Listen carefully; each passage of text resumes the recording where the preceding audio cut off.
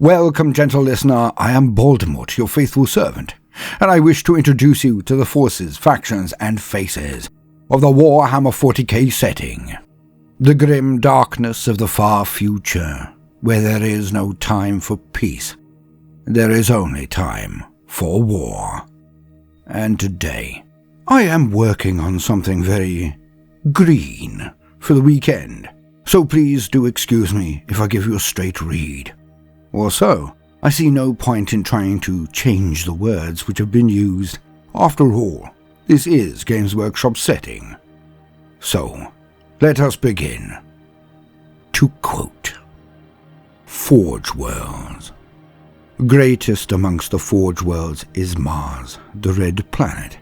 Situated in the Sol system, it is the seat of the cult Mechanicus' highest power.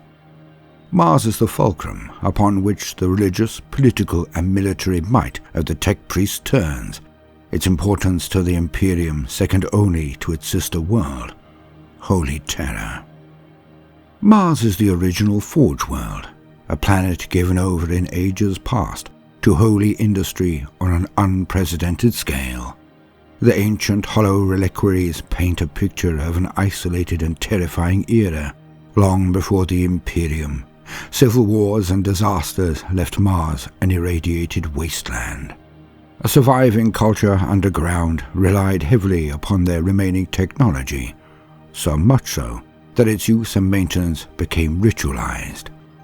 Technology became synonymous with life, their machine god with human survival. Deserts of ferrous particulates blow along the fringes of vast accretions of chem-stained metropolises that encompass entire tectonic plates.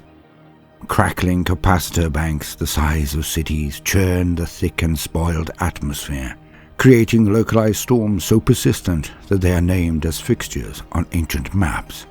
Pollutants billow from stacks emblazoned with technoglyphs and crenellated with emitters that blare binaric canticles in praise of the machine god. The ceaseless din of divine creation reverberates through the ground while plumes of cinders and sparks gush from huge volcanic-like vents. This is the perfection wrought by the Adeptus Mechanicus, and Mars's preeminence has seen its likeness remade in praiseworthy imitation time and again across the galaxy. Tech priests throughout the Imperium are referred to collectively as the priesthood of Mars.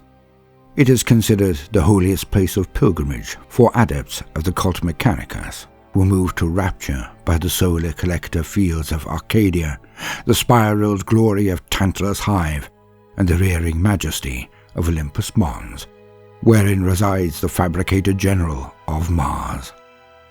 As political and religious leader of the Red Planet, the fabricator general is ex officio head of the Adeptus Mechanicus and holds a permanent position as a High Lord of Terror. All Forge Worlds owe nominal fealty to Mars, and its ruler is invested with a divine right over all others, judging on matters of doctrine and legitimizing contentious articles of trade. Few slavishly submit to the Red Planet's superiority. Discoveries of ancient techno-arcana are often hidden rather than revealed to Martian eyes. Schisms in theology and competition for resources can mar relationships for centuries, and on occasion small wars have broken out. Neither is Mars itself a homogeneous unitary domain. Subsects conduct treasonous research or plot for power, hacking rival power wells, annexing territory, or appropriating assets. Most Forge Worlds solemnly respect the Red Planet's historical primacy. Many include elements of its ruddy livery in their own attire as a tacit recognition of this power, whether genuinely felt or not, and Mars is viewed as speaking with the authority of the machine god. Thus, its fabricator general is well versed in complex and aggressive factionalized interests, making their position on the Council of High Lords relatively secure against assassination, coercion, and deception.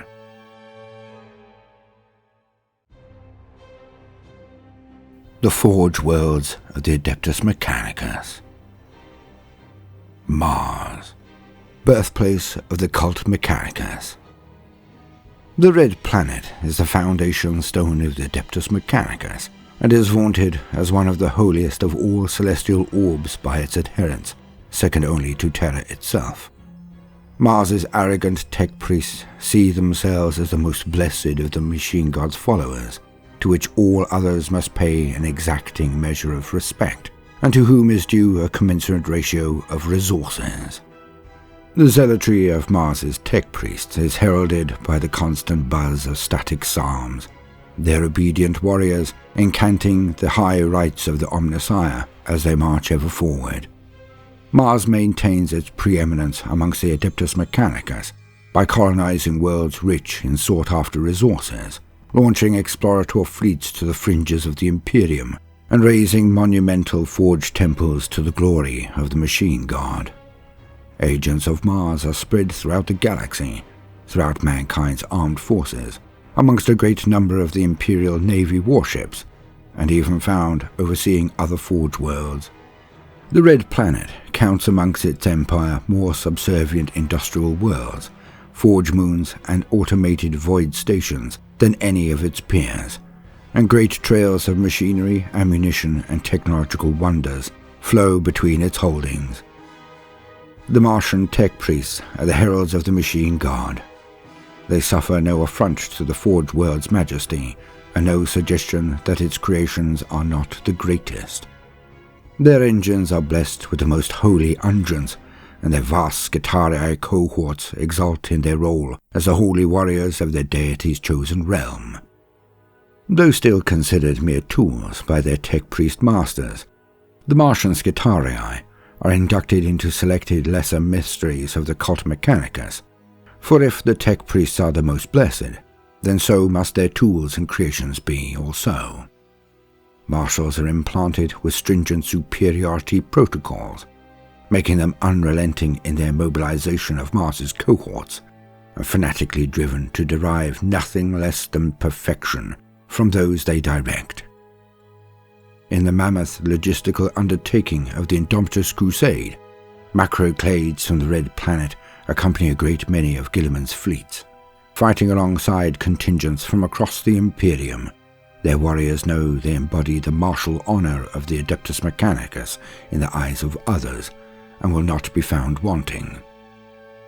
Mars is strictly stratified in its social order. The lowest level consists of the citizens, mainly unaugmented human populations who labor en masse at simple tasks such as sorting isotope scrap, tending hydroponics, breaking ore, or stoking forges. Tasks for which even conversion to servitorhood is not required. As subjects of their forge world's masters, they are indoctrinated into the most basic tenets of the cult Mechanicus. Though without the specialized neural interfaces of the initiated, they cannot experience or understand the holy binaric psalms that continuously blare across their planet. Most citizens aspire to gain status and escape lives of grinding misery by joining the Scitarii. Those that succeed receive what for many will be their first bionics, and perhaps even a way of later entering the priesthood. Lesser citizens may sport tattoos and piercings suggesting of such bionics, but wear common work clothes. Regardless of station, Martians have a tendency to be burly, saturnine, and shaven-headed, usually with a temper to match their dour aspect. All sport electus, though their subcutaneous cyberware is a far less sophisticated version of that carried by Mars's elite. Through these circuits can the glory of the Omnissiah be channeled. In times of great strife, Mars's tech priests can use these interfaces to militarize the Red Planet's populace, turning ordinary hab workers still blighted by their bodies of flesh and blood into doubtless warriors of the machine god. The Ring of Iron. Surrounding Mars's equator and incorporating the moon of Phobos is a circlet of interlinked dockyards, orbital transfer hubs, atmospheric scrubbers, and toxic refineries too dangerous to even allow on the Red Planet's abused and irradiated surface, compromising many other installations, including survey outposts, formidable defense platforms, and vast construction facilities. This Ring of Iron is most notable for the huge warships and other large star-faring constructs that are built along its length in gigantic suspended docks. Forge World Lucius, the Hollow Forge. Classified as a supernatura majoris, the Forge World of Lucius is a vast hollow planet whose industrial sprawl carpets its inner surface. In the planet's empty heart burns an immense artificial sun, a fusion mega-reactor that the Lucian tech priests claim to have built, but whose origins may be more mysterious by far. Once in its history has Lucius suffered the perils of doctrinal descent. Long ago, the planet's forge star was almost sent into critical overload during the infamous Inculcata Schism. Lucius survived that near catastrophe, and has ever since been a blazing beacon of orthodoxy and compliance with the dictates of Mars. Its tech priests are fierce of faith and dynamic of action, devoted servants of the Omnissiah All. Moreover, the incalculable energy yield of their artificial star ensures that Lucian Magi stand at the forefront of martial production. Their world has the capacity to fashion many incredible technologies, not least of which is the proprietary alloy, Lucian. This remarkable substance is incorporated into ornate masterwork weapons and bionics, which are granted only to the most worthy Scitarii and the marshals that lead them to battle.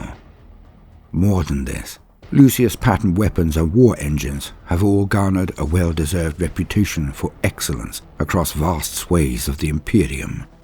From the radium carbines and galvanic rifles of Lucius's own Scitarii, to half-mile-long void ship lance arrays, heavily armored battle tanks, mass-stamped lasguns, and bizarre techno-esoterica, the mark of this forge world is a byword for quality and efficiency. Among the most amazing of Lucius's technologies are the immense god engines of its Titan Legion. Known as the Legio Astorum, or more colloquially as the Warp Runners, these machines glory in their unique ability to teleport directly into battle. It goes without saying that the sudden appearance of towering engines of destruction upon the battlefield has won more than one battle in spectacular fashion, with weaker-willed foes fleeing in panic or dropping dead from terror before the Legio Astorum engines open fire. Yet the Warp Runners are far from Lucius's only proud martial asset. Always eager to strike out into the galaxy and wrest from it the natural resources to feed the blessed forgers, Lucius's macroclades are amongst the swiftest and most aggressive fielded by any forge world. Their Iron Striders, Cerberus Cores, and Dune Crawlers surge towards the enemy with ferocious speed, often overrunning the enemy before they realize their peril. The genius and innovation of the tech priests of Lucius was displayed anew when a splinter fleet of High Fleet Leviathan invaded the planet. Dispatching their Legio Cybernetica and a host of battle servitors to the planet's outer surface, the tech priests Dominus largely fought their battles from below the planet's crust. By tracking the motions of their servant clades and controlling activities via data tethers, they waged their war without risking direct harm. Wherever the Tyranid swarms overcame their servitor armies, the tech priests waited for the Xenos Predator to devour the meager biological components before sending servo-skull swarms to carry the most vital of the remaining machine parts below the crust of the planet. There they were installed into fresh recruits, and the next wave sent forth. Though it took months, the resultant war of attrition ended in victory. Deprived of biomatter, the Tyranid bioships were forced to feed upon each other to generate replacement broods, and the Xenos could not keep pace with the recycled machinery parts and refurbished robots constantly marching against them. Forge World Agripinaa, Orb of a Million Scars. Agripinaa is a world scarred by war, its legions forged in conflict's crucible and tempered through the fires of countless hellish battles. Long has this forge world resisted the hostile attentions of the Dark God's minions, for it stands perilously close to the warp moor known as the Eye of Terror. Once, Agripinaa labored day and night to supply the fortress world of Cadia with munitions for its endless vigil over the Eye of Terror. So integral to the Forge world was that mission that some tech priests had interpreted the hermetic symbol in Agrippina's heraldic iconography as representing the Cadian Gate standing supreme over the forces of chaos. Cadia's fall has forced these and countless other assumptions to be rethought. Even before Abaddon's victory during the 13th Black Crusade, Agrippinaa was already a heavily fortified and war-scarred world. Heretic raiding parties struck at the Forge world often, some seeking to plunder its technological secrets, while others hoped to disrupt the planet's crucial supply lines to key worlds throughout the Cadian war zone. Since Cadia's fall, the frequency and severity of those attacks has increased tenfold. Agrippinaa exists in a state of near-constant conflict, fighting wars of both attack and defense, as its macroclade seeks to drive back the endless tides of foes spilling from the Eye of Terror. Typically dispassionate, the planet's tech priests take every opportunity to hone their armies and defenses, dissecting every datapsalm and noospheric inquisition extracted from each battle and employing their learnings with dogmatic determination. Yet, the priests of the Omnissiah are not above emotions when pushed to it. The assaults upon their world by unclean servants of the Dark Mechanicum, by obliterated cults, acquisitive warpsmiths, and even loathsome traitor Titan legions have instilled in the tech priests of Agrippinaa a cold and unbending hatred for the worshippers of the Dark Gods. The priests have perfected countless methods of slaughtering their heretic foes, and will fight on against them even unto the collapse of all logic and reason. Such is their disgust.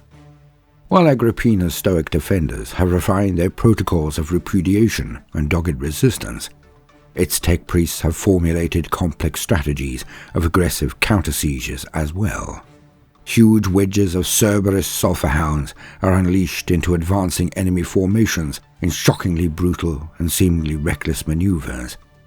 Smaller units of Skitarii Rangers and Cerberus Raiders harry the enemy, while flights of Archaeopter, Fusiliers, and Stratoraptors strike simultaneously, sometimes adding greatly to the Forge world's own casualties.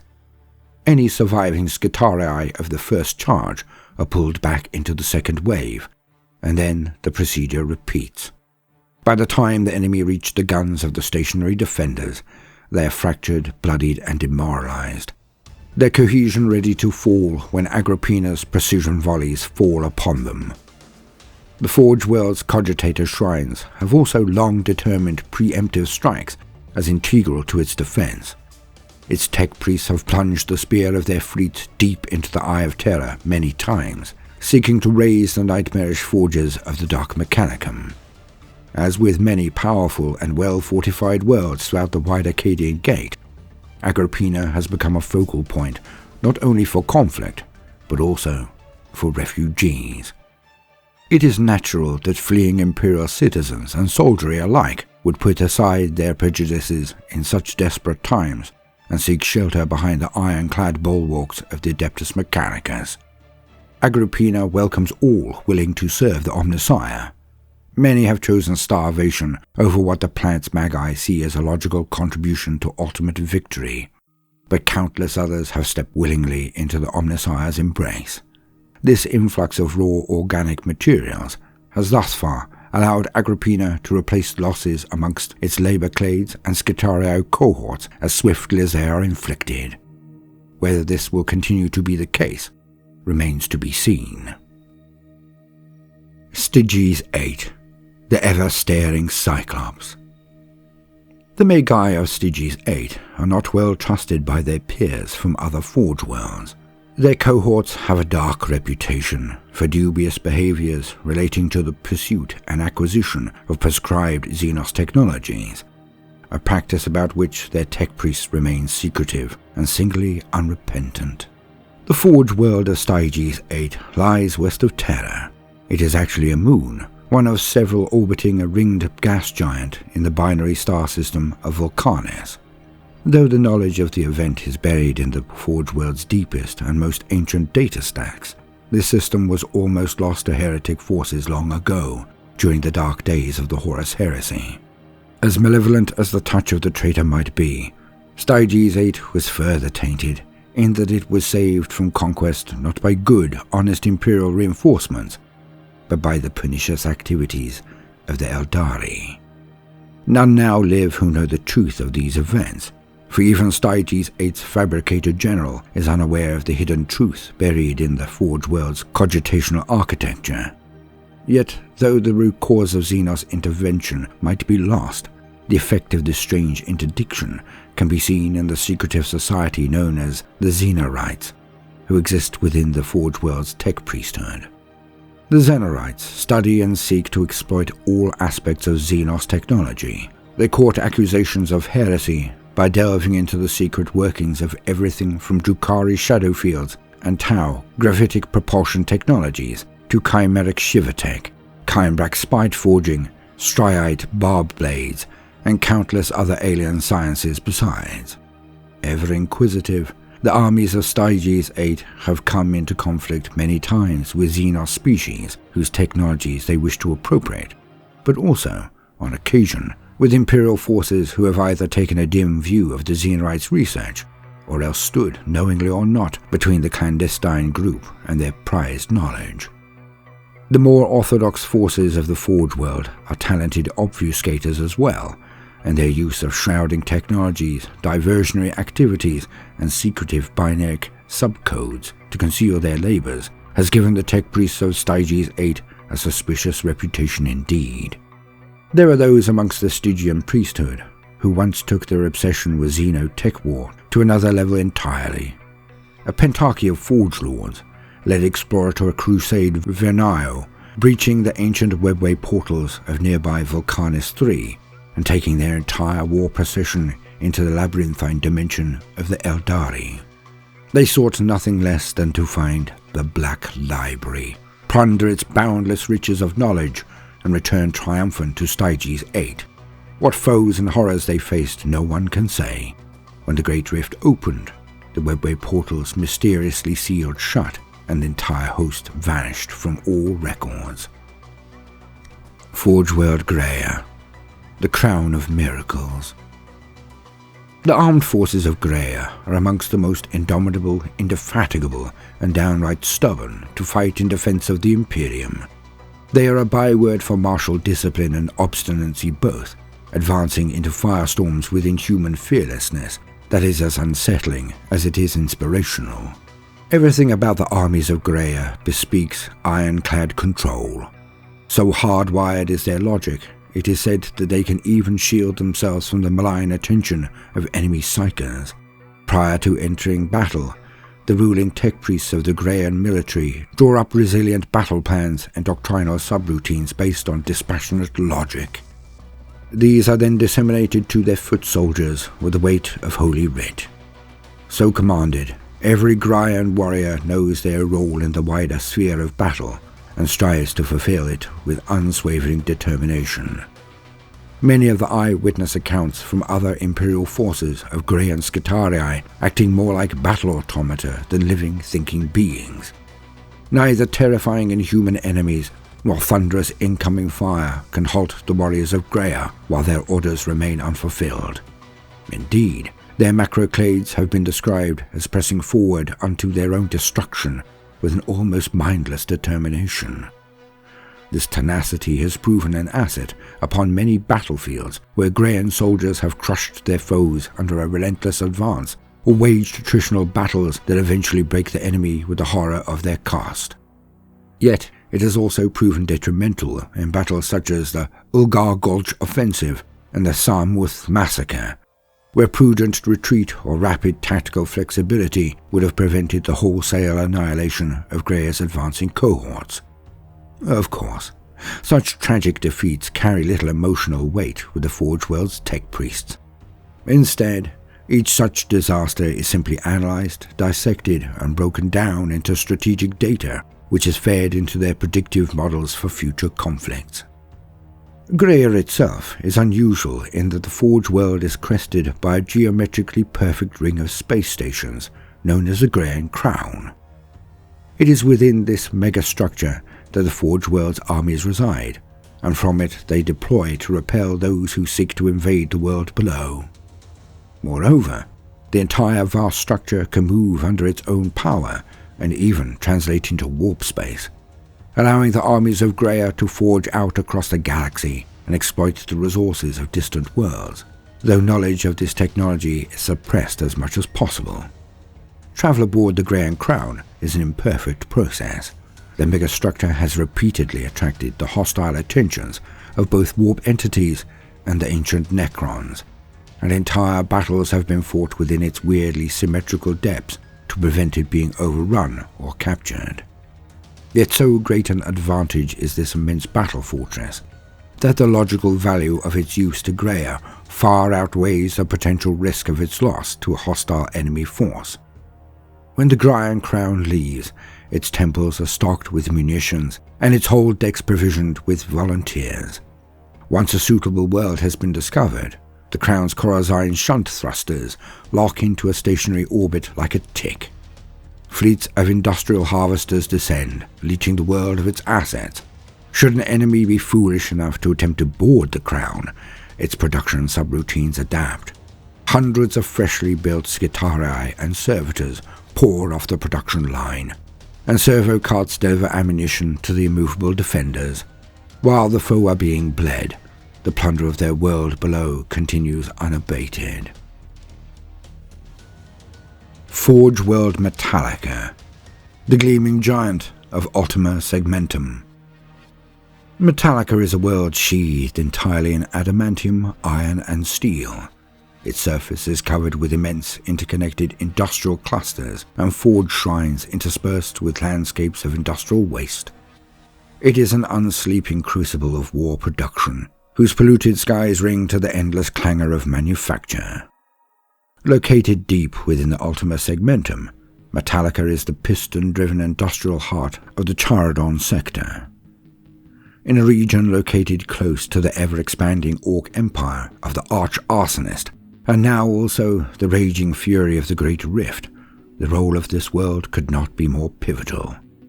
Metalica's endless production quotas see dozens of warfronts kept supplied with arms and armor. Meanwhile, its renowned macroclades of Skitarii and cohort Cybernetica deploy with machine-like efficiency to crush threats both piratical and heretical throughout the entire region. Such is the Metalican fervor for optimized industrial production and their worship of mechanical sterility over organic impurity that the Forge world has been scoured of all native flora and fauna. Yet to think the planet lifeless would be an error. From pole to pole, Metalica seethes with indentured labor, dead-eyed servitors and conclaves of tech priests avidly overseeing the production of yet more terrifying war engines and deadly weapons ready to fight in the Omnissiah's name. The cacophony of thundering pistons, roaring generatora, clattering assembly lines, and endless binaric plain song roll across the artificial landscape like sonic tidal waves. The racket booms along ironclad canyons like the bellow of the machine god itself. To the Metalican faithful, this endless industrial din is inspiring to the point of being transcendental, for it is the sound of their world worshipping the Omnissiah through deed and output both. They even ensure that it is echoed in the purposefully amplified blare of the weaponry and machines they employ. Thus, every volley of fire or crushing armored advance is a prayer to the machine god writ large on the field of war. Metalica stands proudly apart from Mars, both physically and doctrinally. The Metalican priesthood have long resisted any Martian attempts to impose remote rule. Thus, the Skitarii display only the barest amount of crimson within their heraldry, a grudging nod to the red planet that is all but drowned out amidst the white of Metalica. This color is symbolic to the Metalicans, as representative of the purity of the machine and its inevitable victory over weak organics. This strive for purity has been tested as never before in recent times, as Metalica has been imperiled by a chaos invasion led by the Death Guard traitor Legion. The corruption spread in the wars have been met with extreme purgation crusades of ruthless ferocity. the Iron Skulls. The Forge world of Metalica maintains its own Titan Legion, formerly known as Legio Metalica and informally known as the Iron Skulls. This august body was ravaged during the fighting on Armageddon. Under the careful leadership of Princeps Wiston van Cassen, they have gradually recovered their strength. Yet in the bloody era of the Great Rift, it seems all too likely that the Titan Legion has worse yet to endure. Forge World Ryza, Furnace of Shackled Stars. The Forge world of Ryza is famed as the cradle from which many plasma-based weapon technologies have sprung. It is the originator of such wonders as the Stormblade and the Lehman Russ Executioner. Yet for all its magnificence and tech heritage, Ryza is a world sorely embattled, caught amidst a storm of Xenos foes. From its thrumming forged temples to its colossal ochre dust dunes, its smog-thick skies and acidic rivers, to its dense clouds of low orbital industrial platforms, Ryza stands besieged. The orcs of two vast migrations have converged upon this forge world in their billions. War Grax and War Rawguts, either of which by themselves possess the sheer strength and weight of numbers in brutish warriors and war machines to overwhelm entire imperial systems, pour down upon Ryza in endless waves. Savage orc techno-barbarians blast ancient and irreplaceable machineries to scrap, then add insult to injury by scavenging the wreckage in order to fashion ramshackle weapons of their own. Roaring with glee, hordes of orcs surge over the planet's surface in breakneck races and beat against the defenses of each forge complex like the crashing waves of a bestial storm. For all this, Ryza remains unbowed. If anything, the world's tech priests could be accused of taking unseemly delight in some aspects of their world's predicament. With the express permission of their world's fabricated general, the priests of Ryza unleashed the most potent weapons in their arsenal upon the invaders, treating each new engagement as a testing ground and gathering reams of combat data from victory and defeat alike. From macro-Gatling lasers and plasma disintegration cannons to building-sized transdimensional beamers, anti-gravitic minefields, electrovoltaic blunderbusses, and countless other martial esoterica, the priests of Ryza unleash endless terrifying weaponries against the orc invaders. Of course, this has transformed the planet's surface into a hellish vision of total war. Yet neither the Ryzans themselves nor their foes appear perturbed by the nightmare they have created. Where once the rivers of material that surged along Ryza's macro-productor arteries poured only outwards to supply dozens of war zones at once, now many lead to its defense. The Forge world has turned over portions of its immense military and industrial output to the seemingly endless war. Ryza's ancient warships are no exception. After the Navis Imperialis cordon was punctured by the arrival of War Rawguts, the Forge world's own voidcraft have hunted orc vessels, unleashing esoteric cannons from a darker age on the Xenos. Nor does Ryza fight alone. Colossal titans wade through the wreckage of blasted manufactura with guns thundering. Regiments of hard-bitten Catachan Imperial Guardsmen battle their alien foes through the toxic swamps of the Ryzan hinterlands. Through amassed martial might and ever-developing weaponry, the Forge world continues to resist the overwhelming invasion. Though the battle shows no end in sight, Ryza's commitments to other war zones remain barely diminished, and they seek ever more diverse testing grounds for their protocols and material. Honed Blades. The orcs are too belligerent a threat ever to keep at arm's length forever. Thus Ryzan Skitarii regularly find themselves facing their ferocious foes in close-quarters combat. This experience swiftly winnows those warriors who can hold their own in battle against hulking alien berserkers from those who cannot. The Forge world's priests view such battles as a chance to sharpen the collective blade of their Skitarii cohorts, and their soldiery have developed a well-earned reputation for brutality in their own right. I have been Baldermort, your faithful servant. Like and subscribe. Tip if I have earned your bounty. And do check out the video description for other entertainment opportunities.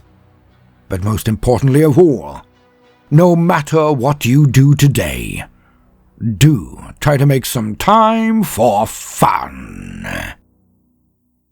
Toodaloo.